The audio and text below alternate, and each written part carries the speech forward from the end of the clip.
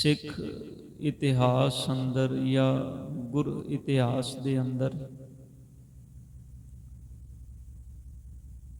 धन धन गुरु ग्रंथ साहिब पातशाह जी दे नाल संबंधित 3 दिहाड़े ऐसे ने जो ये दिहाड़े गुरसिख गुरु दी गोद विच बैठ के मनांदा है। सब तो पहला दिहाड़ा जो गुरु ग्रंथ साहिब पातशाह जी दे नाल संबंधित है वह है पहला प्रकाश पुरब दिहाड़ा, जिस दिन धन धन गुरु अर्जन देव पातशाह जी ने सन 1604 ईस्वी नूं पहले दिन धन गुरु ग्रंथ साहिब पातशाह जी की संपूर्णता करके प्रकाश किया। पावन श्री हरमंदर साहिब जी श्री दरबार साहिब जी के अंदर उस दिन नूं जदों गुरु अर्जन देव पातशाह जी ने सतगुरु गुरु नानक पातशाह जी तो लैकर के 5वें जामे तक भाव अपने तक गुरु अर्जन साहिब पातशाह जी तक अते जो बाणी भगत साहिबाना दी भट्ट साहिबाना दी ते गुरसिखां दी बाणी जिंदे अंदर भाई सत्ता जी, भाई बलवंड जी, भाई सुंदर जी 3 गुरसिख, हालांकि कई जगह ते सानू 4 गुरसिखां दा जिक्र भी मिलता है। वैसे गुरमत अनुसार जो असी सिख धर्म की मुढ़ली जानकारी पढ़ते हैं उनदे विच 35 गुरसिखां की बाणी दर्ज है। 35 गुरसिख भाव 6 गुरु साहिबान, 15 भगत, 11 भट्ट ते 3 गुरसिख। पर जो संप्रदावां ने वो भाई मरदाना जी की बाणी भी मनते हैं, क्योंकि भाई मरदाना जी के नाम के हेठ गुरु ग्रंथ साहिब पातशाह जी के अंदर एक शब्द दर्ज है। हालांकि उत्थे मरदाना महला पहला लिखे, महला पहला इस गल का लिखायक बन जाता है, सूचक बन जाता है भी ये बाणी धन गुरु नानक साहिब पातशाह जी की उचारण की है। असल विच 2 मत ने विद्वानां दे। एक मत ये कहता भी ये बाणी ये शब्द भाई मरदाना जी ने उचारिया, पर जो सिरलेख गुरु ग्रंथ साहिब जी की पावन बाणी विचों आपां पढ़दे हां, क्योंकि जदों असी गुरसिखां की बाणी पढ़ते हैं ना, जिवें भाई सत्ते ते बलवंड की वार है, तो फिर भाई सुंदर जी की बाणी है रामकली सद।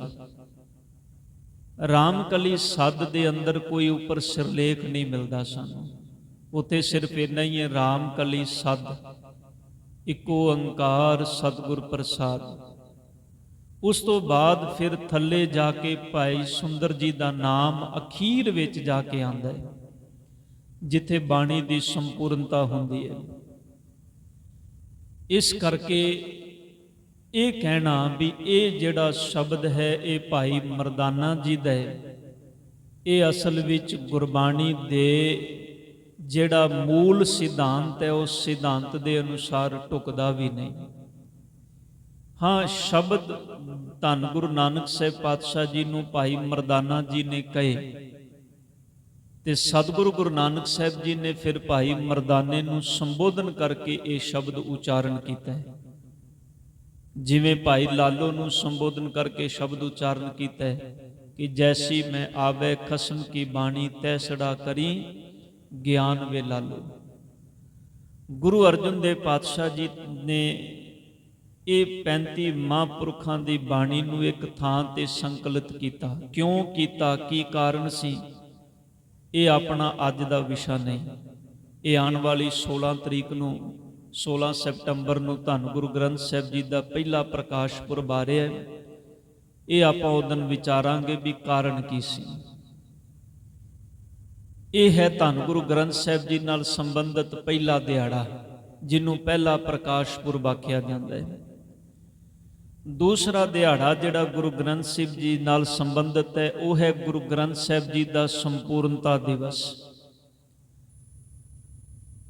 ਇਹ ਤਕਰੀਬਨ 2003 ਤੋਂ ਲੈ ਕੇ ਤੇ 2007-08 ਤੱਕ, ਜਦੋਂ ਨਾਨਕਸ਼ਾਹੀ ਕੈਲੰਡਰ ਲਾਗੂ ਹੋਇਆ ਸੀ, ਜਿਹਨੂੰ ਆਪਾਂ ਮੂਲ ਨਾਨਕਸ਼ਾਹੀ ਕੈਲੰਡਰ ਕਹਿੰਦੇ ਆ, ਜਿਨ੍ਹਾਂ ਵਿੱਚ ਬਹੁਤੀਆਂ ਤਰੀਕਾਂ ਜਿਹੜੀਆਂ ਨੇ ਸਾਧ ਸੰਗਤ ਤੋਂ ਨਿਸ਼ਚਿਤ ਕਰ ਦਿੱਤੀਆਂ ਗਈਆਂ ਸਨ। ਜਿਵੇਂ ਗੁਰੂ ਗੋਬਿੰਦ ਸਿੰਘ ਜੀ ਦਾ ਪ੍ਰਕਾਸ਼ ਪੁਰਬ 5 ਜਨਵਰੀ ਨੂੰ, ਉਹ ਆਪਾਂ ਸਾਰਿਆਂ ਨੂੰ ਚੇਤੇ, ਅੱਜ ਵੀ ਚੇਤੇ ਹੈ।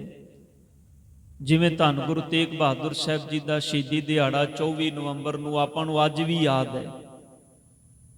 ਉਹ 5-6 ਸਾਲ ਐਸੇ ਸਨ ਵੀ ਸਾਨੂੰ ਕਿਸੇ ਨੂੰ ਪੁੱਛਣਾ ਨਹੀਂ ਸੀ ਪੈਂਦਾ ਵੀ ਗੁਰੂ ਗੋਬਿੰਦ ਸਿੰਘ ਜੀ ਦਾ ਪ੍ਰਕਾਸ਼ ਪੁਰਬ ਕਿਦੋਂ ਹੈ। ਸਿਰਫ ਇੱਕ ਗੁਰੂ ਨਾਨਕ ਸਾਹਿਬ ਪਾਤਸ਼ਾਹ ਜੀ ਦਾ ਪ੍ਰਕਾਸ਼ ਪੁਰਬ ਐਸਾ ਸੀ ਜਿਹੜਾ ਕੱਤਕ ਦੀ ਪੂਰਨਮਾਸ਼ੀ ਨੂੰ, ਇਸ ਕਰਕੇ ਉਹ, ਕਿਉਂਕਿ ਦਿਨਾਂ ਦੀ ਬਾਅਦ ਕਾਟ ਹੁੰਦੀ ਹੈ, ਜਿਹੜੇ ਅਸੀਂ ਦਿਨ ਮਨਾਉਂਦੇ ਆ ਗੁਰਬਾਣੀ ਦੇ ਅਨੁਸਾਰ, ਜਿਹੜੇ ਮਹੀਨੇ ਚੱਲਦੇ ਨੇ, ਵਦੀ ਤੇ ਸੁਦੀ ਦਾ ਚੱਕਰ ਹੈ ਸਾਰਾ। ਕਿਉਂਕਿ ਜਿਹੜਾ ਚੰਦਰਮਾ ਦਾ ਪ੍ਰਕਰਨ ਹੈ, ਉਹਦੇ ਵਿੱਚ 14 ਦਿਨ ਚੰਦਰਮਾ ਵੱਧਦਾ ਹੈ ਤੇ 14 ਦਿਨ ਘਟਦਾ ਹੈ। ਉਹ ਜਿਹੜੇ 2 ਦਿਨ ਮਹੀਨੇ ਦੇ ਬਚਦੇ ਨੇ, ਕਦੀ ਮਹੀਨਾ 30 ਦਿਨਾਂ ਦਾ ਆ ਗਿਆ, ਕਦੀ 31 ਦਿਨਾਂ ਦਾ ਆ ਗਿਆ, ਉਹ ਫਿਰ ਵਦੀ ਤੇ ਸੁਦੀ ਬਣ ਜਾਂਦੀ ਹੈ। ਇੱਕ ਵੱਖਰਾ ਵਿਸ਼ਾ ਕੈਲੰਡਰ ਦਾ, ਪਰ ਉਹ ਇੱਕ ਸਮਾਂ ਐਸਾ ਸੀ ਜਦੋਂ ਸਾਰੇ ਪੁਰਬ ਨਿਸ਼ਚਿਤ ਹੋਏ। ਸਤਿਗੁਰੂ ਗੁਰੂ ਗੋਬਿੰਦ ਸਿੰਘ ਪਾਤਸ਼ਾਹ ਜੀ ਨੇ ਕਿਰਪਾ ਕੀਤੀ। ਇਹ ਦੂਸਰਾ ਦਿਹਾੜਾ ਹੈ ਸਤਿਗੁਰੂ ਗੁਰੂ ਗ੍ਰੰਥ ਸਾਹਿਬ ਜੀ ਦਾ ਸੰਪੂਰਨਤਾ ਦਿਵਸ, ਤੇ ਉਹਨਾਂ ਦਿਨਾਂ ਦੇ ਵਿੱਚ ਇਹ ਦਿਹਾੜਾ ਅੱਗੇ ਪਿੱਛੇ ਆਂਦਾ ਸੀ ਵੀ ਅੱਜ ਜਿਵੇਂ ਸੰਪੂਰਨਤਾ ਦਿਵਸ ਹੈ ਤੇ ਅਗਲੇ ਦਿਨ ਜਾਂ ਇੱਕ ਦਿਨ ਬਾਅਦ ਫਿਰ ਆਂਦਾ ਹੁੰਦਾ ਸੀ ਪਹਿਲਾ ਪ੍ਰਕਾਸ਼ ਪੁਰਬ ਦਿਹਾੜਾ। ਜਿਵੇਂ ਅੱਜ ਦਾ ਦਿਨ ਜਿਹੜਾ ਹੈ 30 ਤਰੀਕ ਹੈ, ਪਰ ਆਉਣ ਵਾਲੀ 1 ਸੈਪਟੰਬਰ ਨੂੰ ਨਿਸ਼ਚਿਤ ਹੋਇਆ ਸੀ ਗੁਰੂ ਗ੍ਰੰਥ ਸਾਹਿਬ ਜੀ ਦਾ ਆਪਾਂ ਪਹਿਲਾ ਪ੍ਰਕਾਸ਼ ਪੁਰਬ ਮਨਾਉਂਦੇ ਹੁੰਦੇ ਸਨ। ਪਰ ਉਸ ਤੋਂ ਪਹਿਲਾਂ ਸੰਪੂਰਨਤਾ ਦਿਵਸ, ਉਦੋਂ ਇੱਕ ਬੜਾ ਤੌਖਲਾ ਰਹਿੰਦਾ ਸੀ ਮਨ ਵਿੱਚ ਬਣਿਆ ਹੋਇਆ ਵੀ ਸੰਪੂਰਨਤਾ ਦਿਵਸ ਦਾ ਮਤਲਬ ਕੀ ਹੈ। ਅੱਜ ਵੀ ਸਾਡੇ ਮਨਾਂ ਵਿੱਚ ਹੈ, ਪਰ ਜਿਹੜੇ ਜੰਤਰੀ ਪੜ੍ਹਨ ਵਾਲੇ ਸੱਜਣ ਨੇ ਉਹਨਾਂ ਨੇ ਪੜ੍ਹਿਆ ਹੋਏਗਾ, ਜਿੱਥੇ ਇਹ ਦਿਨ ਲਿਖਿਆ ਜਾਂਦਾ ਹੈ ਨਾ, ਉਹਦੇ ਅੱਗੇ ਇੱਕ ਫੁੱਟ ਨੋਟ ਦਿੱਤਾ ਜਾਂਦਾ ਹੈ ਦਮਦਮਾ ਸਾਹਿਬ। ਇਹਦਾ ਮਤਲਬ ਹੈ ਵੀ ਇਹ ਦਿਹਾੜਾ ਜਿਹੜਾ ਹੈ, ਇਹ ਗੁਰਦੁਆਰਾ ਸ਼੍ਰੀ ਦਮਪਾਵ ਜਿਹੜਾ ਸਾਡਾ ਤਖਤ ਹੈ, ਤਖਤ ਸ਼੍ਰੀ ਦਮਦਮਾ ਸਾਹਿਬ ਜੀ ਨਾਲ ਸੰਬੰਧਿਤ ਇਹ ਦਿਹਾੜਾ ਹੈ, ਇਹ ਦਿਨ ਹੈ। ਅਸਲ ਵਿੱਚ ਜਦੋਂ ਧੰਨ ਗੁਰੂ ਗੋਬਿੰਦ ਸਿੰਘ ਪਾਤਸ਼ਾਹ ਜੀ, ਇਹ ਦੂਜਾ ਦਿਹਾੜਾ ਹੈ, ਤੇ ਇੱਕ ਤੀਸਰਾ ਦਿਹਾੜਾ ਆਪਾਂ ਥੋੜਾ ਜਿਹਾ ਸੰਖੇਪ ਬਾਅਦ ਵਿੱਚ। ਪਹਿਲੋਂ ਤੀਜਾ ਦਿਹਾੜਾ ਹੈ ਜਿਹੜਾ ਗੁਰੂ ਗੋਬਿੰਦ ਸਿੰਘ ਪਾਤਸ਼ਾਹ ਜੀ ਦਾ ਗੁਰਤਾ ਗੱਦੀ ਦਿਵਸ, ਜੋ 1708 ਈਸਵੀ ਨੂੰ ਸਤਿਗੁਰੂ ਗੁਰੂ ਗੋਬਿੰਦ ਸਿੰਘ ਪਾਤਸ਼ਾਹ ਜੀ ਨੇ, ਦਾਤਾਰ ਪਿਤਾ ਜੀ ਨੇ ਆਪਣੀ ਹਯਾਤੀ ਵਿੱਚ ਨਾਂਦੇੜ ਦੀ ਧਰਤੀ ਤੇ ਸਭ ਸਿੱਖਣ ਕੋ ਹੁਕਮ ਹੈ, ਗੁਰੂ ਮਾਨਿਓ ਗ੍ਰੰਥ ਦੇ ਸ਼ਬਦ ਕਹੇ ਸਨ, ਜੋ ਗਿਆਨੀ ਗਿਆਨ ਸਿੰਘ ਜੀ ਨੇ ਪੰਥ ਪ੍ਰਕਾਸ਼ ਵਿੱਚ ਦਰਜ ਕੀਤੇ ਨੇ। ਇਹ ਜਿਹੜਾ ਆਪਾਂ ਦੋਹਰਾ ਪੜ੍ਹਨੇ ਆ, ਇਹ ਦੋਹਰਾ ਗਿਆਨੀ ਗਿਆਨ ਸਿੰਘ ਜੀ ਦਾ ਉਚਾਰਨ ਕੀਤਾ ਹੈ ਪੰਥ ਪ੍ਰਕਾਸ਼ ਵਿੱਚ। ਇਹ ਗੁਰਬਾਣੀ ਨਹੀਂ, ਇਹ ਵੀ ਸਾਡੇ ਧਿਆਨ ਮੰਗਣ ਵਾਲੀ ਚੀਜ਼ ਹੈ। ਸਾਧ ਸੰਗਤ, ਐਸੀਆਂ ਚੀਜ਼ਾਂ ਨੇ ਜਿਹੜੀਆਂ ਸਾਨੂੰ ਅਜੇ ਤੱਕ ਪਤਾ ਹੀ ਨਹੀਂ ਵੀ ਗੁਰਬਾਣੀ ਹੈ ਕਿ ਨਹੀਂ ਹੈ। ਕਿਉਂਕਿ ਕਈ ਵਾਰ ਗੁਰਸਿੱਖ ਪਰਿਵਾਰ ਵੀ ਗੁਰੂ ਦੀ ਸ਼ਰਨ ਵਿੱਚ ਆ ਕੇ ਐਸੇ ਸ਼ਬਦ ਕਹਿੰਦੇ ਨੇ ਜਿਹੜੇ ਉਹਨਾਂ ਨੇ ਸੁਣੇ ਜ਼ਰੂਰ ਨੇ, ਬੜੇ ਫੇਮਸ ਵੱਡੇ ਵੱਡੇ ਰਾਗੀਆਂ ਦੇ ਕੋਲੋਂ, ਪਰ ਉਹਨਾਂ ਨੂੰ ਪਤਾ ਹੀ ਨਹੀਂ ਵੀ ਇਹ ਬਾਣੀ ਹੈ ਕਿ ਨਹੀਂ। ਕਾਰਨ ਕੀ ਹੈ? ਕਿਉਂਕਿ ਉਹਨਾਂ ਨੇ ਕਦੀ ਗੁਰੂ ਗ੍ਰੰਥ ਸਾਹਿਬ ਜੀ ਦੀ ਬਾਣੀ ਪੜ੍ਹੀ ਨਹੀਂ। ਇਹ ਸਾਧ ਸੰਗਤ ਬੜਾ ਵੱਡਾ ਸਾਡੇ ਕੌਮ ਦਾ ਦੁਖਾਂਤ ਹੈ ਕਿ ਸਾਨੂੰ ਅੱਜ ਇਹ ਵੀ ਨਹੀਂ ਪਤਾ। ਭਾਈ ਸਾਹਿਬ ਭਾਈ ਗੁਰਦਾਸ ਜੀ ਨੇ ਨਾ ਜਦੋਂ ਬਾਣੀ ਲਿਖੀ, ਧਿਆਨ ਦੇਣਾ ਮੈਂ ਬੇਨਤੀ ਜਿਹੜੀ ਕਰਨੀ ਹੈ, ਜਦੋਂ ਭਾਈ ਸਾਹਿਬ ਭਾਈ ਗੁਰਦਾਸ ਜੀ ਨੇ ਗੁਰੂ ਗ੍ਰੰਥ ਸਾਹਿਬ ਜੀ ਦੀ ਬਾਣੀ ਲਿਖੀ ਸੀ ਨਾ, 5ਵੇਂ ਜਾਮੇ ਵਿੱਚ ਜਦੋਂ ਗੁਰੂ ਅਰਜਨ ਸਾਹਿਬ ਜੀ ਨੇ ਸੰਪਾਦਨਾ ਕਰਾਈ ਸੀ, ਤੇ ਕਈ ਵਾਰੀ ਗੁਰੂ ਅਰਜਨ ਦੇਵ ਪਾਤਸ਼ਾਹ ਜੀ ਰਾਮਸਰ ਦਾ ਜਿਹੜਾ ਕੰਢ ਹੈ, ਜਿਹੜਾ ਰਾਮਸਰ ਦਾ ਆਪ ਸਰੋਵਰ ਵੇਖਦੇ ਹੋ, ਗੁਰਦੁਆਰਾ ਰਾਮਸਰ ਸਾਹਿਬ ਜਿਹੜਾ ਬਾਬਾ ਦੀਪ ਸਿੰਘ ਜੀ ਦਾ ਸਥਾਨ ਤੁਸੀਂ ਦੇਖਦੇ ਹੋ, ਬਿਲਕੁਲ ਉਸ ਸਥਾਨ ਦੇ ਨਾਲ ਇਹ ਸਥਾਨ ਹੈ ਜਿੱਥੇ ਬੈਠ ਕੇ ਸਰੋਵਰ ਦੇ ਕੰਢੇ ਤੇ ਸਤਿਗੁਰਾਂ ਨੇ ਬਾਣੀ ਲਿਖਵਾਈ। ਤੇ ਜਦੋਂ ਗੁਰੂ ਅਰਜਨ ਦੇਵ ਪਾਤਸ਼ਾਹ ਜੀ ਨੇ ਬਾਣੀ ਉਚਾਰਨ ਕਰਨੀ ਤੇ ਭਾਈ ਸਾਹਿਬ ਭਾਈ ਗੁਰਦਾਸ ਜੀ ਨੇ ਲਿਖਣੀ, ਤੇ ਸਤਿਗੁਰੂ ਪਾਤਸ਼ਾਹ ਜੀ ਜਦੋਂ ਇਹ ਬਾਣੀ ਲਿਖਵਾ ਰਹੇ ਸਨ ਤੇ ਕਿਸੇ ਸਿੱਖ ਨੇ ਭਾਈ ਗੁਰਦਾਸ ਜੀ ਨੂੰ ਸਵਾਲ ਕੀਤਾ, ਭਾਈ ਸਾਹਿਬ ਭਾਈ ਗੁਰਦਾਸ ਜੀ, ਕਈ ਵਾਰੀ ਬਾਣੀ ਸਤਿਗੁਰੂ ਗੁਰੂ ਪਾਤਸ਼ਾਹ ਗੁਰੂ ਅਰਜਨ ਦੇਵ ਸਾਹਿਬ ਜੀ ਲਿਖੀ ਹੋਈ ਬਾਣੀ ਪੋਥੀ ਦੇ ਅੰਦਰੋਂ ਤੁਹਾਡੇ ਅੱਗੇ ਰੱਖ ਕੇ ਕਿਸੇ ਨਾ ਕਿਸੇ ਹੋਰ ਕਾਰਜ ਵਿੱਚ ਸੰਗਤ ਦੇ ਸੱਦੇ ਤੇ ਚਲੇ ਜਾਂਦੇ ਨੇ, ਫਿਰ ਤੁਹਾਨੂੰ ਕਿਵੇਂ ਪਤਾ ਲੱਗਦਾ ਹੈ ਵੀ ਇਹ ਬਾਣੀ ਸੱਚੀ ਹੈ ਤੇ ਇਹ ਬਾਣੀ ਕੱਚੀ ਹੈ? ਧਿਆਨ ਦੇਣਾ, ਇਹ ਬਾਣੀ ਸੱਚੀ ਹੈ ਤੇ ਇਹ ਬਾਣੀ ਕੱਚੀ ਹੈ, ਇਹਦਾ ਤੁਹਾਨੂੰ ਕਿਵੇਂ ਪਤਾ ਲੱਗਦਾ ਹੈ? ਤੇ ਭਾਈ ਸਾਹਿਬ ਭਾਈ ਗੁਰਦਾਸ ਜੀ ਕਹਿੰਦੇ ਨੇ, ਜਿਵੇਂ ਉਹਨਾਂ ਦਾ ਇੱਕ ਬੜਾ ਪਿਆਰਾ ਕਵਿਤ ਹੈ, ਉਹਨਾਂ ਨੇ ਉਹਦੇ ਵਿੱਚ ਜ਼ਿਕਰ ਕੀਤਾ, ਕਹਿੰਦੇ ਨੇ ਜਿਵੇਂ 5-4 ਇਨਸਾਨ ਕਿਸੇ ਕਮਰੇ ਦੇ ਅੰਦਰ ਹੋਣ ਤੇ ਉਹਨਾਂ ਦੀਆਂ ਧਰਮ ਸੁਪਤਨੀਆਂ, ਉਹਨਾਂ ਦੀਆਂ ਪਤਨੀਆਂ ਬਾਹਰ ਇਕੱਠੀਆਂ ਬੈਠੀਆਂ ਹੋਣ ਤੇ ਅੰਦਰੋਂ ਜਦੋਂ ਬੋਲਣ ਦੀ ਆਵਾਜ਼ ਆਉਂਦੀ ਹੈ ਨਾ, ਆਪਸ ਵਿੱਚ ਗੱਲਬਾਤ ਕਰਦਿਆਂ ਦੀ ਆਵਾਜ਼ ਉਹਨਾਂ ਪਤਨੀਆਂ ਤੱਕ, ਉਹਨਾਂ ਔਰਤਾਂ ਤੱਕ ਪਹੁੰਚਦੀ ਹੈ। ਤੇ ਕਹਿੰਦੇ ਉਹਨਾਂ ਔਰਤਾਂ ਨੂੰ ਜੇ ਪੁੱਛ ਲਿਆ ਜਾਏ ਵੀ ਆਹ ਆਵਾਜ਼ ਕਿਹਦੀ ਹੈ, ਤੇ ਕਹਿੰਦੇ ਜਿੰਦੇ ਭਰਤੇ ਦੀ ਆਵਾਜ਼ ਹੁੰਦੀ ਹੈ ਨਾ, ਉਸੇ ਟਾਈਮ ਦੱਸ ਦਿੰਦੀ ਹੈ ਮੇਰੇ ਖਸਮ ਦੀ ਆਵਾਜ਼ ਹੈ। ਕਹਿਣ ਲੱਗੇ ਉਹਨੂੰ ਤਸਵੀਰ ਵੇਖ ਕੇ ਨਹੀਂ ਦੱਸਣਾ ਪੈਂਦਾ, ਉਹਨੂੰ ਚਿਹਰਾ ਵੇਖ ਕੇ ਨਹੀਂ ਦੱਸਣਾ ਪੈਂਦਾ, ਉਹ ਸਿਰਫ ਆਵਾਜ਼ ਸੁਣਦੀ ਹੈ ਤੇ ਉਹਨੂੰ ਪਤਾ ਲੱਗ ਜਾਂਦਾ ਹੈ। ਕਹਿੰਦੇ ਇਸੇ ਤਰ੍ਹਾਂ ਹੀ ਮੈਂ ਸਤਿਗੁਰ ਕੀ ਬਾਣੀ ਨਾਲ ਅੰਦਰੋਂ ਇੰਨਾ ਜੁੜ ਗਿਆ ਕਿ ਜਦੋਂ ਮੈਂ ਸਤਿਗੁਰ ਕੀ ਬਾਣੀ ਮੇਰੇ ਸਾਹਮਣੇ ਆਉਂਦੀ ਹੈ, ਮੈਨੂੰ ਪਤਾ ਲੱਗ ਜਾਂਦਾ ਹੈ ਵੀ ਇਹ ਮੇਰੇ ਖਸਮ ਦੀ ਬਾਣੀ ਹੈ ਕਿ ਮੇਰੇ ਖਸਮ ਦੀ ਬਾਣੀ ਤੋਂ ਬਾਹਰ ਹੈ। ਧਿਆਨ ਦੇਣਾ, ਇਹ ਸਿੱਖ ਦਾ ਜੀਵਨ ਐਸਾ ਹੋਣਾ ਚਾਹੀਦਾ ਹੈ। ਇਹ ਭਾਈ ਸਾਹਿਬ ਭਾਈ ਗੁਰਦਾਸ ਜੀ ਨੇ ਇੱਕ ਐਗਜ਼ਾਮਪਲ ਦਿੱਤੀ ਹੈ। ਵੈਸੇ ਇਸੇ ਕਰਕੇ ਸਤਿਗੁਰ ਨੇ ਬਾਣੀ ਅੰਦਰ ਬੜੀਆਂ ਐਸੀਆਂ ਉਦਾਹਰਨਾਂ ਵੀ ਦਿੱਤੀਆਂ, ਜਿਵੇਂ ਤੁਸੀਂ ਉਹਨੇ ਪੜ੍ਹ ਕੇ ਗਏ ਹੋ, ਸਾਚੀ ਬਾਣੀ ਮੀਠੀ ਅੰਮ੍ਰਿਤ ਧਾਰ, ਜਿਨ ਪੀਤੀ ਤਿਸ ਮੋਖ ਦੁਆਰ। ਵੀ ਸਤਿਗੁਰ ਦੀ ਸੱਚੀ ਬਾਣੀ ਹੈ, ਮਿੱਠੀ ਹੈ, ਬੜੀ ਮਿਠਾਸ ਆਨੰਦ ਦੇਣ ਵਾਲੀ ਹੈ। ਇਹ ਅੰਮ੍ਰਿਤ ਦੀ ਧਾਰ ਹੈ, ਇਹ ਉਹ ਜਲ ਹੈ ਜਿਹੜਾ ਅੰਮ੍ਰਿਤ ਜਲ ਹੈ। ਤੇ ਸਤਿਗੁਰ ਕਹਿੰਦੇ ਨੇ ਜਿਨ ਪੀਤੀ, ਹੁਣ ਗੱਲ ਫਿਰ ਉੱਥੇ ਆ ਗਈ, ਜਿਨ ਪੀਤੀ, ਜਿਨੇ ਇਸ ਅੰਮ੍ਰਿਤ ਨੂੰ ਪੀ ਲਿਆ, ਜਿਨੇ ਇਸ ਬਾਣੀ ਨੂੰ ਪੀ ਲਿਆ। ਅਸੀਂ ਤੇ ਸਿਰਫ ਕੰਨਾਂ ਨਾਲ ਸੁਣਦੇ ਆ ਨਾ ਸਾਧ ਸੰਗਤ, ਉਹ ਵੀ ਕਈ ਵਾਰੀ ਸਾਡਾ ਸਮਾਂ ਨਹੀਂ ਹੁੰਦਾ, ਗੁਰੂ ਘਰ 'ਚ ਬੈਠੇ ਹੁੰਨੇ ਆ ਪਰ ਧਿਆਨ ਸਾਡਾ ਕਿਤੇ ਹੋਰ ਹੀ ਹੁੰਦਾ ਹੈ। ਧਿਆਨ ਦੇਣਾ, ਜਦੋਂ ਗੁਰੂ ਦੀ ਗੋਦ ਵਿੱਚ ਆਉਂਦੇ ਹੋ ਨਾ, ਇੱਕ ਗੱਲ ਹਮੇਸ਼ਾ ਚੇਤੇ ਰੱਖੋ ਸਾਧ ਸੰਗਤ, ਕਿਸੇ ਵੱਡੇ ਬੰਦੇ ਨੂੰ ਮਿਲਣ ਜਾਂਦੇ ਹੋ ਨਾ, ਕੋਈ ਵੀ ਵੱਡਾ ਇਨਸਾਨ ਹੋਵੇ, ਸਰਕਾਰੀ ਮਹਿਕਮੇ ਵਿੱਚ ਲੱਗਾ ਹੋਵੇ ਤੇ ਤੁਹਾਨੂੰ ਬੜਾ ਕੰਮ ਹੋਵੇ ਉਹਦੇ ਕੋਲੋਂ, ਜਦੋਂ ਤੁਸੀਂ ਅੰਦਰ ਜਾਂਦੇ, ਇੱਥੋਂ ਤੱਕ ਜਦੋਂ ਤੁਸੀਂ ਕਿਸੇ ਡਾਕਟਰ ਕੋਲੋਂ ਵੀ ਅਪਾਇੰਟਮੈਂਟ ਲੈਂਦੇ ਹੋ ਨਾ ਤੇ ਅੰਦਰ ਜਾਂਦੇ ਹੋ ਜਦੋਂ, ਤੇ ਤੁਸੀਂ ਪਹਿਲੋਂ ਅੰਦਰ ਵੜਨ ਤੋਂ ਪਹਿਲੋਂ ਆਪਣਾ ਫੋਨ ਸਵਿਚ ਆਫ ਕਰ ਦਿੰਦੇ ਹੋ ਜਾਂ ਮਿਊਟ ਕਰ ਦਿੰਦੇ ਹੋ, ਨਾ, ਕਿਉਂਕਿ ਸਾਨੂੰ ਪਤਾ ਹੈ ਵੀ ਜੇ ਅੰਦਰ ਬੋਲੇ ਤੇ ਅਗਲੇ ਨੇ ਉਸੇ ਵੇਲੇ ਕਹਿ ਦੇਣਾ ਵੀ ਤੁਹਾਨੂੰ ਪਤਾ ਨਹੀਂ ਵੀ ਅੰਦਰ, ਜਦੋਂ ਤੁਸੀਂ ਅੰਦਰ ਆਏ ਹੋ ਬਾਹਰ ਲਿਖਿਆ ਹੋਇਆ। ਪਰ ਜਿੱਦਣ ਅਸੀਂ ਗੁਰੂ ਗ੍ਰੰਥ ਸਾਹਿਬ ਜੀ ਦੀ ਗੋਦ ਵਿੱਚ ਆਨੇ ਆ, ਨਾ ਸਾਡਾ ਫੋਨ ਮਿਊਟ ਹੁੰਦਾ ਹੈ, ਨਾ ਸਾਡੇ ਜ਼ਿਹਨ ਵਿੱਚ ਇਹ ਗੱਲਾਂ ਹੁੰਦੀਆਂ ਨੇ।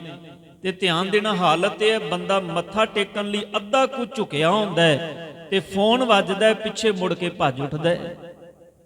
ਇੰਨਾ ਕਿਹੜਾ ਐਸਾ ਐਮਰਜੈਂਸੀ ਕੰਮ ਹੋ ਜਾਂਦਾ ਵੀ ਜਿਹੜਾ ਇੱਕ ਸਕਿਨ ਵਿੱਚ ਬੰਦੇ ਨੂੰ ਜੇ ਨਹੀਂ ਸੁਣਾਂਗੇ ਤੇ ਕੀ 10 ਮਿੰਟ ਬਾਅਦ ਜਾ ਕੇ ਨਹੀਂ ਅਸੀਂ ਗੱਲ ਕਰ ਸਕਦੇ। ਇਹ ਇੱਕ ਗੱਲ ਸਿੱਧ ਕਰਦੀ ਹੈ ਵੀ ਗੁਰੂ ਗ੍ਰੰਥ ਸਾਹਿਬ ਪਾਤਸ਼ਾਹ ਜੀ ਦਾ ਸਾਡੇ ਮਨ 'ਚ ਸਤਿਕਾਰ ਹੈ ਨਹੀਂ, ਅਸੀਂ ਸਿਰਫ ਦੁਨੀਆਦਾਰੀ ਦੇ ਬੱਝੇ ਹੋਏ ਗੁਰੂ ਦੀ ਸ਼ਰਨ ਵਿੱਚ ਆਨੇ ਆ। ਜੇ ਗੁਰੂ ਦਾ ਭੈ ਹੋਵੇ ਤੇ ਸ਼ਾਇਦ ਅਸੀਂ ਨਾ ਐਸਾ ਕਰੀਏ। ਇਹ ਸਾਡੇ ਅੰਦਰ ਭੈ ਨਹੀਂ। ਕਿਸੇ ਨੇ ਬੜੀ ਪਿਆਰੀ ਗੱਲ ਲਿਖੀ, ਮੈਂ ਫਿਰ ਇਤਿਹਾਸ ਦੇ ਵੱਲ ਆਵਾਂ। ਕੋਈ ਬੰਦਾ ਨਾ ਰੋਜ਼ ਜਾ ਕੇ ਚਰਚ ਵਿੱਚ ਖੜਾ ਹੋ ਜਾਏ ਤੇ ਆਖੇ ਆਪਣੇ ਮਾਲਕ ਨੂੰ, ਯੀਸ਼ੂ ਨੂੰ ਬੁਲਾਏ, ਰੋਜ਼ ਬੁਲਾਏ। ਉਹ ਕਹਿੰਦਾ ਵੀ ਮੇਰੇ ਮਾਲਕ ਕਿਰਪਾ ਕਰੋ, ਮੈਨੂੰ ਵੀ ਕਦੀ ਦਰਸ਼ਨ ਦਿਓ, ਮੈਂ ਵੀ ਤੁਹਾਡੇ ਦੀਦਾਰ ਕਰ ਲਵਾਂ। ਰੋਜ਼ ਉਹਨੇ ਪੁਕਾਰਨਾ, ਰੋਜ਼ ਉਹਨੇ ਪੁਕਾਰਨਾ। ਭਾਵਨਾ ਬੜੀ ਸੱਚੀ ਸੀ ਉਸ ਬੰਦੇ ਦੀ, ਬੜੀ ਭਾਵਨਾ ਸੱਚੀ। ਤੇ ਇੱਕ ਦਿਨ ਉਹ ਜਦੋਂ ਉਹਨਾਂ ਨੇ ਸੰਗਤ ਵਿੱਚ ਖੜੇ ਹੋ ਕੇ ਨਾਲ ਉਹਦੇ ਜੁੜਦੇ ਜੁੜਦੇ ਹੋਰ ਬੰਦੇ ਜੁੜ ਗਏ, ਉਹਨਾਂ ਪੁਕਾਰ ਕੀਤੀ, ਪੁਕਾਰ ਕਰਨੀ ਰੋਜ਼ ਇਕੱਠੇ ਹੋ ਕੇ। ਇੱਕ ਦਿਨ ਸਬੱਬ ਬਣਿਆ ਵੀ ਸਿਰਫ ਗੱਲ ਸਮਝਣ ਦੇ ਲਈ ਹੈ ਵੀ ਪ੍ਰਮਾਤਮਾ ਨੂੰ ਤਰਸ ਆ ਗਿਆ ਤੇ ਉਹ ਸਾਹਮਣੇ ਉਹਨਾਂ ਦੇ ਪ੍ਰਥਾ ਖਾ ਕੇ ਖੜਾ ਹੋ ਗਿਆ। ਕਹਿੰਦਾ ਮੈਨੂੰ ਰੋਜ਼ ਯਾਦ ਕਰਦੇ ਹੋ, ਅੱਜ ਮੈਂ ਤੁਹਾਨੂੰ ਦਰਸ਼ਨ ਦੇਣ ਆਇਆ, ਅੱਖਾਂ ਖੋਲੋ। ਉਹਨਾਂ ਅੱਖਾਂ ਖੋਲੀਆਂ। ਉਹ ਕਹਿੰਦਾ ਤੂੰ ਕੌਣ ਹੈ? ਕਹਿੰਦਾ ਜਿਹਨੂੰ ਰੋਜ਼ ਯਾਦ ਕਰਦੇ ਹੋ ਹੀ ਆ। ਮੈਨੂੰ ਰੋਜ਼ ਯਾਦ ਕਰਕੇ ਕਹਿੰਦੇ ਹੋ ਤੁਹਾਡੇ ਦਰਸ਼ਨ ਹੋ ਜਾਣ, ਦਰਸ਼ਨ ਹੋ ਜਾਣ। ਅੱਜ ਤੁਹਾਨੂੰ ਦਰਸ਼ਨ ਦੇਣ ਆਇਆ ਤਾਂ ਪੁੱਛਦੇ ਪਏ ਹੋ ਮੈਂ ਕੌਣ ਆ? ਮੈਂ ਉਹੀ ਆ ਜਿਹਨੂੰ ਰੋਜ਼ ਚੇਤੇ ਕਰਦੇ ਹੋ।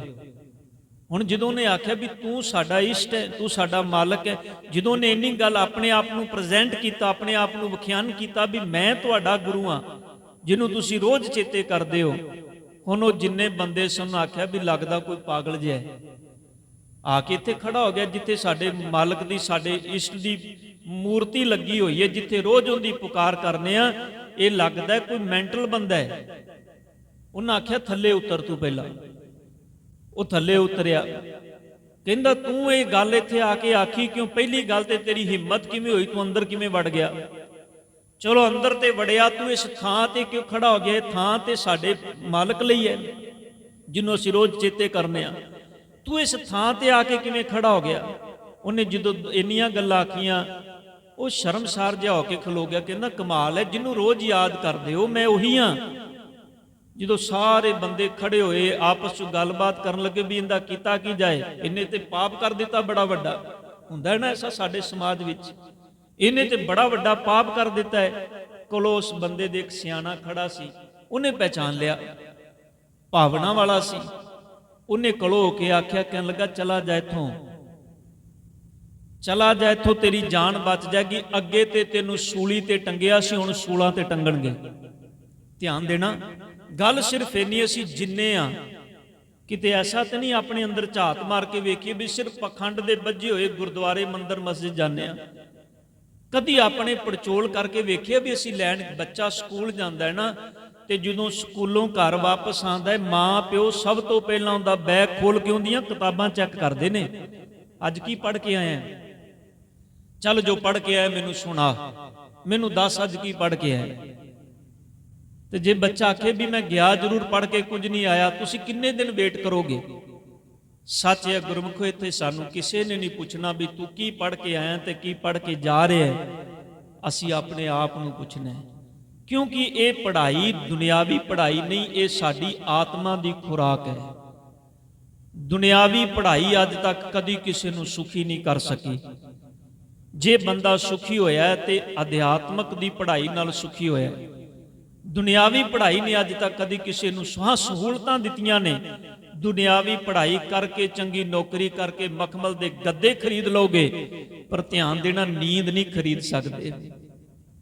ਦੁਨਿਆਵੀ ਪੜ੍ਹਾਈ ਕਰਕੇ ਤੁਸੀਂ ਏਸੀ ਨਾਲ ਕੋਠੀਆਂ ਬਣਾ ਕੇ ਏਸੀ ਲਾ ਲੋਗੇ, ਪਰ ਅੰਦਰ ਦੀ ਜਿਹੜੀ ਭਟਕਣਾ ਉਹਨੂੰ ਨਹੀਂ ਖਤਮ ਕਰ ਸਕਦੇ। ਇਸ ਕਰਕੇ ਇਹ ਸਾਡੇ ਜੀਵਨ ਦਾ ਆਤਮਿਕ ਸਬਜੈਕਟ ਹੈ, ਆਤਮਿਕ ਵਿਸ਼ਾ ਹੈ। ਗੁਰੂ ਗ੍ਰੰਥ ਸਾਹਿਬ ਪਾਤਸ਼ਾਹ ਜੀ ਦੀ ਪਾਵਨ ਬਾਣੀ ਜਿਸ ਵੇਲੇ ਧੰਨ ਗੁਰੂ ਅਰਜਨ ਦੇਵ ਪਾਤਸ਼ਾਹ ਜੀ ਨੇ ਸੰਕਲਿਤ ਕੀਤੀ, ਉਹਨੂੰ ਕਿਹਾ ਪਹਿਲਾ ਪ੍ਰਕਾਸ਼ ਪੁਰਬ। ਜਿਸ ਵੇਲੇ ਗੱਲ ਅੱਗੇ ਚੱਲੀ, 10ਵਾਂ ਜਾਮਾ ਮੇਰੇ ਧੰਨ ਗੁਰੂ ਕਲਗੀਧਰ ਪਾਤਸ਼ਾਹ ਜੀ ਆਨੰਦਪੁਰ ਸਾਹਿਬ ਜੀ ਦੇ ਕਿਲੇ ਤੋਂ ਨਿਕਲਦੇ ਨੇ। ਫਿਰ ਅੱਗੇ ਚਮਕੌਰ ਸਾਹਿਬ ਜੀ ਦੀ ਗੜੀ, ਜਿੱਥੇ ਸਾਹਿਬ ਦੇ ਦੋ ਸਾਹਿਬਜ਼ਾਦੇ ਵੱਡੇ ਸ਼ਹਾਦਤ ਦਾ ਜਾਮ ਪੀਂਦੇ ਨੇ।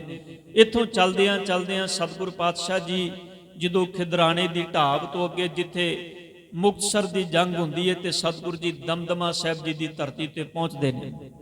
ਸਾਧ ਸੰਗਤ 1704 ਈਸਵੀ ਵਿੱਚ ਸਤਿਗੁਰੂ ਜੀ ਆਨੰਦਪੁਰ ਸਾਹਿਬ ਦਾ ਕਿਲਾ ਛੱਡਦੇ ਨੇ, ਤੇ 1705 ਈਸਵੀ ਦੇ ਵਿੱਚ ਸਤਿਗੁਰੂ ਜੀ ਦਮਦਮਾ ਸਾਹਿਬ ਜੀ ਦੀ ਧਰਤੀ ਤੇ ਪਹੁੰਚਦੇ ਨੇ। ਇਹ ਤਕਰੀਬਨ ਸਾਲ ਭਰ ਦਾ ਵਕਫਾ ਵਿੱਚ ਲੱਗਦਾ ਹੈ, 8-9 ਮਹੀਨੇ ਦਾ ਵਕਫਾ ਬਣਦਾ ਹੈ।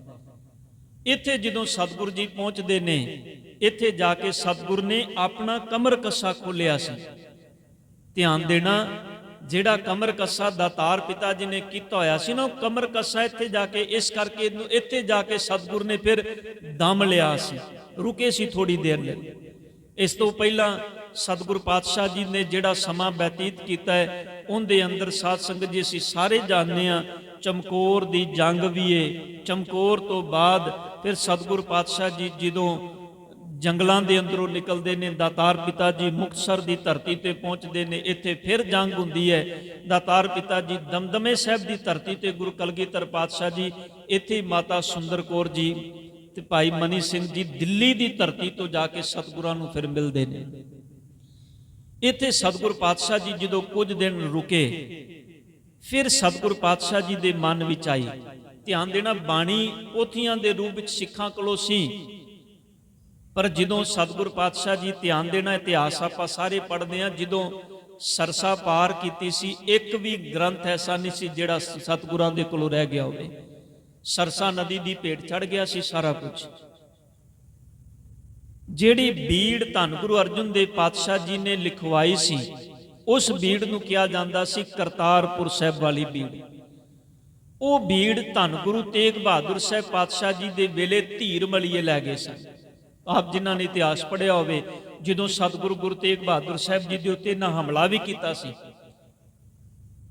ਤੇ ਸਤਿਗੁਰੂ ਗੁਰੂ ਪਾਤਸ਼ਾਹ ਜੀ ਦੇ ਕੋਲੋਂ ਭਾਈ ਮੱਖਣ ਸ਼ਾਹ ਲੁਬਾਣਾ ਜਿਹੜਾ ਸੀ, ਉਸ ਵੇਲੇ ਸਤਿਗੁਰਾਂ ਦੇ ਗੁਰੂ ਤੇਗ ਬਹਾਦਰ ਸਾਹਿਬ ਕੋਲੋਂ ਸੀ, ਉਹਨੇ ਫਿਰ ਕਿਰਪਾ ਕੀਤੀ ਸੀ। ਉਸ ਵੇਲੇ ਧੀਰ ਮਲੀਆਂ ਨੂੰ ਬੰਨ ਕੇ ਤੇ ਗੁਰੂ ਤੇਗ ਬਹਾਦਰ ਸਾਹਿਬ ਜੀ ਦੇ ਕੋਲੋਂ ਸਾਹਮਣੇ ਲਿਆਂਦਾ ਸੀ, ਪਰ ਸਤਿਗੁਰ ਨੇ ਆਖਿਆ ਸੀ ਇਹਨਾਂ ਨੂੰ ਕੁਝ ਨਾ ਕੁਝ, ਛੱਡ ਦਿੱਤਾ ਗੁਰੂ ਤੇਗ ਬਹਾਦਰ ਸਾਹਿਬ ਜੀ ਨੇ।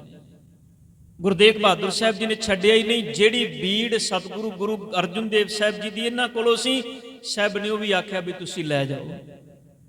ਦਾਤਾਰ ਪਿਤਾ ਜੀ ਕੋਲੋਂ ਪੋਥੀਆਂ ਦੇ ਰੂਪ ਵਿੱਚ ਬਾਣੀ ਸੀ ਉਸ ਵਕਤ ਤੱਕ, ਫਿਰ ਦੁਬਾਰਾ ਉਤਾਰੇ ਹੋਰ ਵੀ ਹੋ ਚੁੱਕੇ ਸਨ ਬੀੜਾਂ ਦੇ। ਜਦੋਂ ਗੁਰੂ ਕਲਗੀਧਰ ਪਾਤਸ਼ਾਹ ਜੀ ਇਸ ਸਥਾਨ ਤੇ ਪਹੁੰਚੇ, ਤੇ ਸਤਿਗੁਰ ਨੇ ਕੁਝ ਸਿੱਖਾਂ ਨੂੰ ਫਿਰ ਭੇਜਿਆ ਵੀ ਜਾਓ ਧੀਰ ਮਲੀਆਂ ਦੇ ਕੋਲੋਂ ਜਾ ਕੇ ਨਾ ਉਹ ਜਿਹੜੀ ਬੀੜ ਹੈ ਗੁਰੂ ਗ੍ਰੰਥ ਸਾਹਿਬ ਜੀ ਦੀ, ਉਹ ਲੈ ਕੇ ਆਓ। ਸਤਿਗੁਰੂ ਗੁਰੂ ਗੋਬਿੰਦ ਸਿੰਘ ਜੀ ਨੇ ਜਦੋਂ ਸਿੱਖਾਂ ਨੂੰ ਭੇਜਿਆ, ਧੀਰ ਮਲੀਏ ਆਪਣੀ ਉਸੇ ਹੰਕਾਰ ਵਿੱਚ ਜੀ ਰਹੇ ਸਨ। ਧੀਰ ਮਲੀਏ ਧੀਰਮਲ ਤੋਂ, ਧੀਰਮਲ ਕੌਣ ਸੀ? ਧਿਆਨ ਦੇਣਾ, ਜਿਹੜੇ ਧੰਨ ਗੁਰੂ ਅਰਜਨ ਹਰਗੋਬਿੰਦ ਗੁਰੂ ਅਰਜਨ ਸਾਹਿਬ ਜੀ ਦੇ ਭਰਾਤਾ ਸਨ ਬਾਬਾ ਪਿਰਥੀ ਚੰਦ। ਬਾਬਾ ਪਿਰਥੀ ਚੰਦ ਦਾ ਪੁੱਤਰ ਸੀ। ਅਗੋ ਹਰਜੀ ਦੋ ਅਗੋ ਧੀਰਮਲ, ਇਹ ਉਹ ਸਤਿਗੁਰਾਂ ਦੇ ਆਪਣੇ ਪਰਿਵਾਰ ਵਿੱਚੋਂ ਹੀ ਸੀ। ਪਰ ਕਿਉਂਕਿ ਗੁਰੂ ਅਰਜਨ ਦੇਵ ਪਾਤਸ਼ਾਹ ਜੀ ਦੇ ਵਕਤ ਬਾਬਾ ਪਿਰਥੀ ਚੰਦ ਗੱਦੀ ਹਾਸਲ ਕਰਨਾ ਚਾਹੁੰਦਾ ਸੀ, ਫਿਰ ਆਪਣੇ ਪੁੱਤਰ ਨੂੰ ਚਾਹੁੰਦਾ ਸੀ ਇਹਨੂੰ ਗੱਦੀ ਮਿਲ ਜਾਏ। ਪਰ ਇਹ ਸਭ ਉਹਨਾਂ, ਕਿਉਂਕਿ ਜਿਹੜੀ ਗੁਰੂ ਘਰ ਦੀ ਮਰਿਆਦਾ ਸੀ, ਉਸ ਮਰਿਆਦਾ ਅਨੁਸਾਰ ਸਾਰਾ ਪ੍ਰਕਰਨ ਅੱਗੇ ਚੱਲਦਾ ਰਿਹਾ। ਪਰ ਜਦੋਂ ਇਹਨਾਂ ਨੂੰ ਨਹੀਂ ਕੁਝ ਮਿਲਿਆ, ਗੱਦੀ ਇਹਨਾਂ ਦੇ ਹੱਥ ਵਿੱਚ ਆ ਗਈ। ਗੁਰੂ ਤੇਗ ਬਹਾਦਰ ਸਾਹਿਬ ਜੀ ਦੇ ਵਕਤ ਵੀ ਇਹ 22 ਮੰਜੀਆਂ ਦੇ ਵਿੱਚੋਂ ਮੰਜੀਆਂ ਢਾ ਕੇ ਬੈਠੇ ਹੋਏ ਸਨ। ਵੀ ਇਹਨਾਂ ਕੋਲੋਂ ਬੀੜ ਸੀ, ਗੁਰੂ ਗ੍ਰੰਥ ਸਾਹਿਬ ਜੀ ਦਾ ਸਰੂਪ ਸੀ। ਇਹਨਾਂ ਨੇ ਆਖਿਆ ਵੀ ਸਾਡੀ ਤੇ ਸੰਗਤ ਮੰਨੇਗੀ, ਸਾਡੇ ਕੋਲੋਂ ਸੰਗਤ ਆਏਗੀ, ਸਾਨੂੰ ਗੁਰੂ ਮੰਨੇਗੀ। ਪਰ ਸੰਗਤ ਫਿਰ ਗੁਰੂ ਤੇਗ ਬਹਾਦਰ ਸਾਹਿਬ ਜੀ ਦੇ ਚਰਨਾਂ ਵਿੱਚ, ਕਿਉਂਕਿ ਸੱਚਾ ਤੇ ਆਖਰ ਸੱਚਾ ਹੀ ਹੁੰਦਾ ਹੈ ਨਾ। ਇਸੇ ਕਰਕੇ ਪਾਤਸ਼ਾਹ ਕਹਿੰਦੇ ਨੇ ਸਤਿਗੁਰ ਕੀ ਰੀਸੈ ਹੋਰ ਕੱਚ ਵਿੱਚ ਬੋਲਦੇ। ਗੁਰੂ ਦੀ ਰੀਸ ਵਿੱਚ ਹੋਰ ਬੜੇ ਨੇ ਜਿਹੜੇ ਗੁਰੂ ਦੇ ਅਨੁਸਾਰ ਗੁਰੂ ਦੀ ਤਰ੍ਹਾਂ ਬੋਲਣ ਦਾ ਯਤਨ ਕਰਦੇ ਨੇ, ਪਰ ਸਤਿਗੁਰ ਕਹਿੰਦੇ ਨੇ ਸੇ ਕੁੜਿਆਰ ਕੂੜੇ ਚੜ ਪਰੀਏ। ਪਾਤਸ਼ਾਹ ਕਹਿੰਦੇ ਨੇ ਜਿਹੜਾ ਕੂੜਾ ਹੁੰਦਾ ਹੈ ਉਹ ਜ਼ਿਆਦਾ ਦਿਨ ਨਹੀਂ ਹੁੰਦਾ, ਆਖਰ ਮੁਲੰਮੇ ਤੇ ਕਿੰਨੀ ਦੇਰ ਤੱਕ ਪਾਜ ਰਹੇਗਾ। ਧਿਆਨ ਦੇਣਾ, ਜਿਹੜਾ ਸੋਨਾ ਹੈ ਉਹ ਤੇ ਸੋਨਾ ਹੀ ਹੈ ਨਾ। ਜੇ ਮੁਲੰਮੇ ਤੇ ਸੋਨੇ ਦਾ ਪਾਣੀ ਚੜਾ ਦਿਓਗੇ ਤੇ ਆਖੋਗੇ ਸੋਨਾ ਬਣ ਜਾਏ, ਨਹੀਂ ਬਣ ਸਕਦਾ।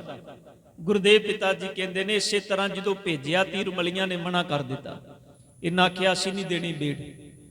ਤੇ ਨਾਲੇ ਇੱਕ ਹੋਰ ਗੱਲ ਕਹਿ ਦਿੱਤੀ ਵੀ ਜਾਓ ਗੁਰੂ ਗੋਬਿੰਦ ਸਿੰਘ ਜੀ ਨੂੰ ਕਹਿ ਦਿਓ, ਜੇ ਇੰਨੇ ਹੀ ਉਹਨਾਂ ਦੇ ਅੰਦਰ ਜੇ ਗੁਰੂ ਨਾਨਕ ਦੀ ਜੋਤ ਦੇ ਵਾਰਿਸ ਨੇ ਤੇ ਆਪਣੇ ਆਪ ਬੀੜ ਕਿਉਂ ਨਹੀਂ ਲਿਖ ਲੈਂਦੇ। ਧੰਨ ਗੁਰੂ ਗੋਬਿੰਦ ਸਿੰਘ ਪਾਤਸ਼ਾਹ ਜੀ ਨੇ ਉਸ ਵੇਲੇ ਭਾਈ ਮਨੀ ਸਿੰਘ ਜੀ ਦੀ ਸੇਵਾ ਲਾਈ। ਧਿਆਨ ਦੇਣਾ, ਭਾਈ ਮਨੀ ਸਿੰਘ ਜੀ ਉਹਨਾਂ ਦੀ ਸੇਵਾ ਲਾਈ ਲਿਖਣ ਦੇ ਉੱਤੇ। ਭਾਈ ਬਾਬਾ ਦੀਪ ਸਿੰਘ ਜੀ ਉਹਨਾਂ ਦੀ ਸੇਵਾ ਲੱਗੀ ਕਲਮ ਤੇ ਦਵਾਤ ਦੀ ਲਈ ਸੇਵਾ ਜਿਹੜੀ ਉਹਨਾਂ ਦੀ ਸੀ।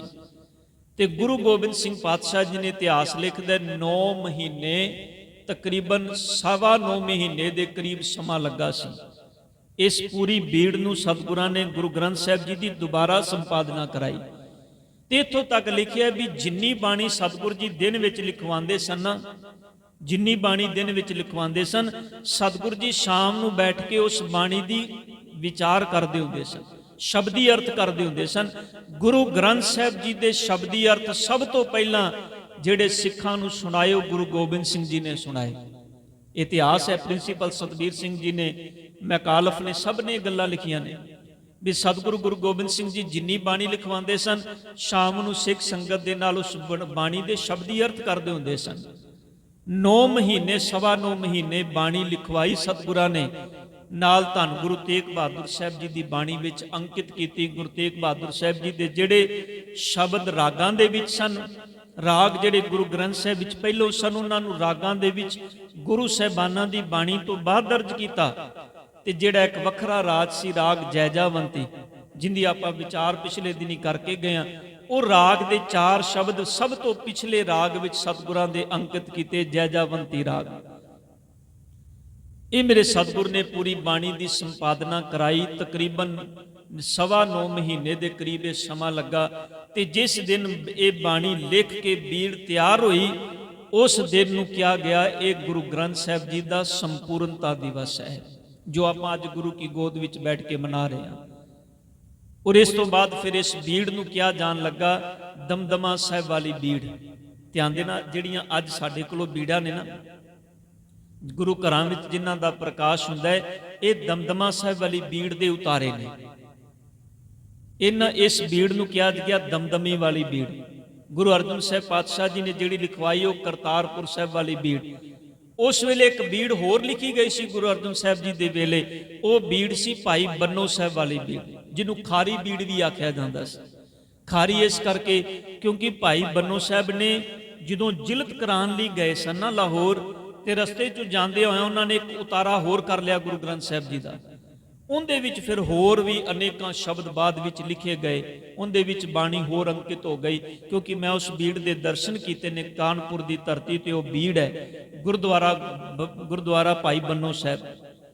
ਮੈਂ ਉੱਥੇ 2 ਸਾਲ ਰਹਿ ਕੇ ਆਇਆ, ਉੱਥੇ ਬੜੀ ਵਾਰੀ ਉਸ ਬੀੜ ਦੇ ਦਰਸ਼ਨ ਕੀਤੇ ਤੇ ਸੰਗਤ ਨੂੰ ਕਰਾਏ। ਉਹਦੇ ਵਿੱਚ ਬੜੀਆਂ ਬਾਣੀਆਂ ਹੋਰ ਦਰਜ ਨੇ, ਉਹਦੇ ਵਿੱਚ ਮੀਰਾ ਬਾਈ ਦੇ ਵੀ ਸ਼ਬਦ ਹੈਗੇ ਨੇ, ਉਹਦੇ ਵਿੱਚ ਹੋਰ ਵੀ ਐਸੀ ਬਾਣੀ ਕਈ ਜਿਹੜੀ ਕੱਚੀ ਬਾਣੀ ਦਰਜ ਹੈ, ਉਹਨੂੰ ਕਿਹਾ ਜਾਣ ਲੱਗਾ ਇਸ ਕਰਕੇ ਖਾਰੀ ਬੀੜ।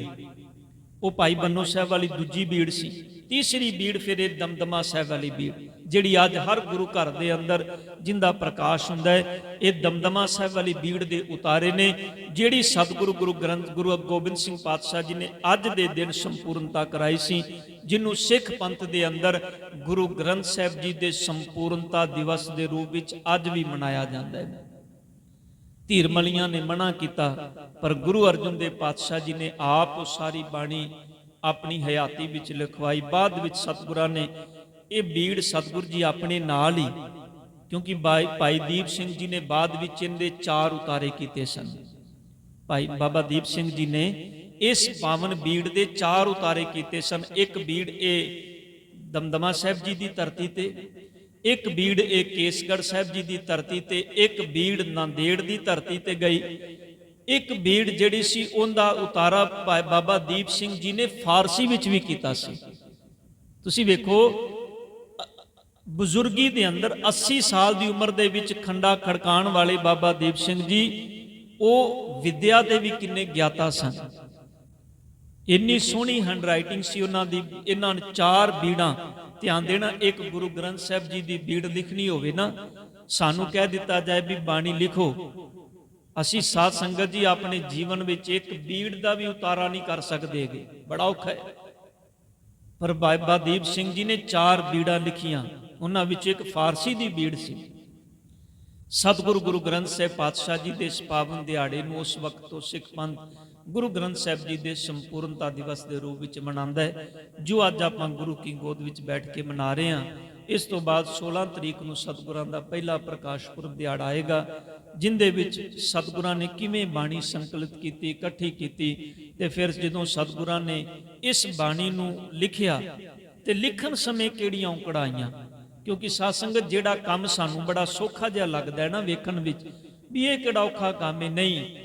ਜੇ ਗੁਰੂ ਨਾਨਕ ਸਾਹਿਬ ਜੀ ਦੀ ਘਾਲਣਾ ਵੇਖੋਗੇ ਨਾ, ਜਿੰਨਾ ਲੰਮਾ ਪੈਂਡਾ ਮੇਰੇ ਸਤਿਗੁਰਾਂ ਨੇ ਤੈਅ ਕੀਤਾ ਹੈ, ਔਰ ਇਸ ਮਨੁੱਖਤਾ ਦੇ ਦਰਦ ਨੂੰ ਵੇਖ ਕੇ, ਇੱਕ ਬੰਦੇ ਦਾ ਦਰਦ ਨਹੀਂ, ਇਹ ਨਹੀਂ ਵੀ ਗੁਰੂ ਨਾਨਕ ਸਾਹਿਬ ਜੀ ਆਪਣੇ ਲਈ, ਆਪਣੇ ਪਰਿਵਾਰ ਲਈ ਤੁਰੇ ਹੋਣ, ਨਹੀਂ।